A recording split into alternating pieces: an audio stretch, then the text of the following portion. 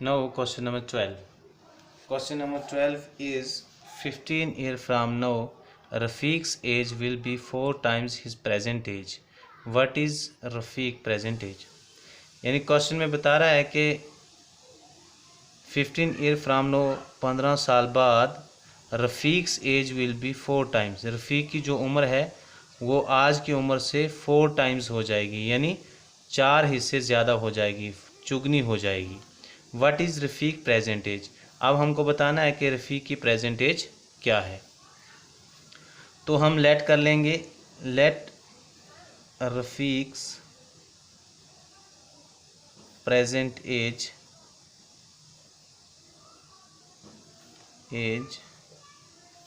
B X year.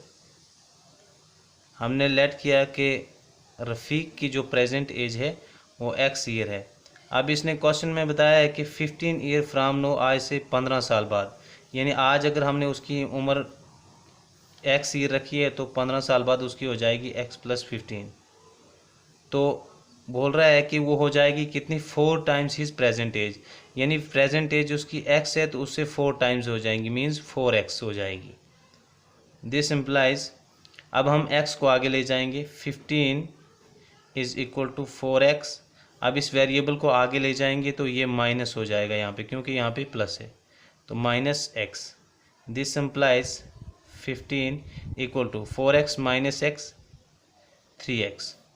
This implies 15, अब इस 3 को इस साइड ले आएंगे तो ये मल्टीप्लाई है तो इधर आके डिवाइड हो जाएगा, is equal to x। 3 1s are 3, 3 5s are 15, 5 is equal to x, or x is equal to 5। यानी हमने x की वैल्यू निकाली है 5, और यही हमने लेट किया था कि let present age of Rafiq be x, तो x आ गया 5। इसका मतलब कि रफ़ीक की आज जो उम्र है वो। Question number 13। Question number 13 is a rational number is such that when you multiply it by 5/2 and add 2/3 to the product you get -7/12। What is the number? यानी क्वेश्चन में बता रहा है कि एक रेशनल नंबर है, जब आप उसको 5/2 से मल्टीप्लाई करोगे और फिर उसमें 2/3 को ऐड करोगे तो वो जो प्रोडक्ट बनेगा वो होगा -7/12 के equal. What is the number? आप बताओ वो नंबर क्या है। तो हम पहले लेट कर लेते हैं, let the number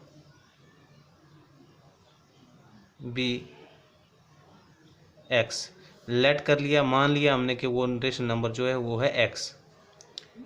according to question,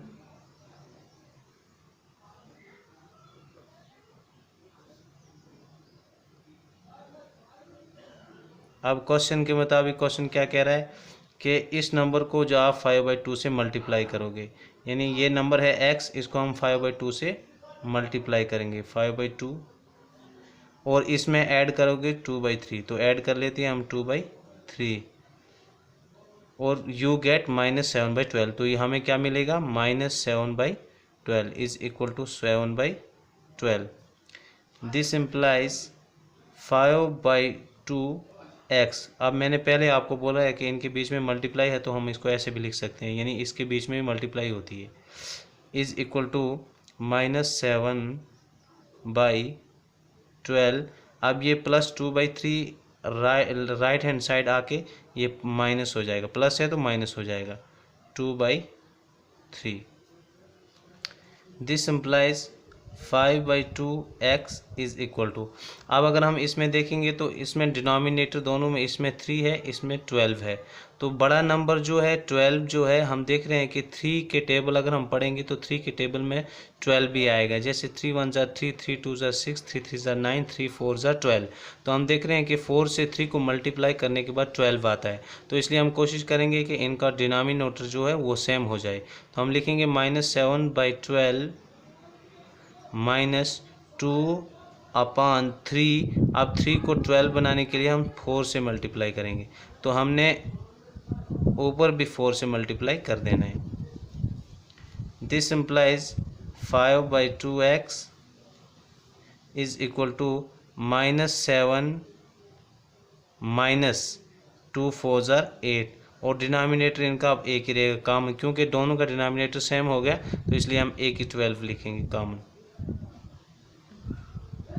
5/2x is equal to -7 और -8। आपको याद रखना है कि जब दोनों नेगेटिव इंटीजर हो तो इनको ऐड करेंगे तो वो भी नेगेटिव इंटीजर आएगा, तो -7 -8 हो जाएगा -15/12। दिस इम्प्लाइज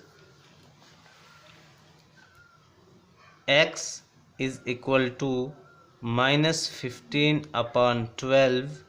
अब ये 5/2 जो है यहाँ पे मल्टीप्लाई है तो इधर आके ये डिवाइड हो जाएगा, तो हम इधर इसको डिवाइड कर लेते हैं 5/2। This implies x is equal to -15/12। अब ये डिवाइड जो है इसको मल्टीप्लाई में चेंज करेंगे और इसका रेसिप्रोकल लिखेंगे, यानी इसको उलट कर लेंगे, तो इसका उलट आ जाएगा 2/5। अब 5 के टेबल में 15 भी आता है और 2 के टेबल में 12 भी आता है, तो 5 1 ज़ार 5, 5 3 ज़ार 15, 2 1 ज़ार 2, 2 6 ज़ार 12। अब ऊपर जो है वो 3 है और नीचे 6 है, तो ये भी दोनों एक दूसरे के टेबल में आते हैं, तो 3 1 ज़ार 3, 3 2 ज़ार 6। This implies x equal to -1/2। ये आगे x की वैल्यू। अब हम लिख सकते हैं 10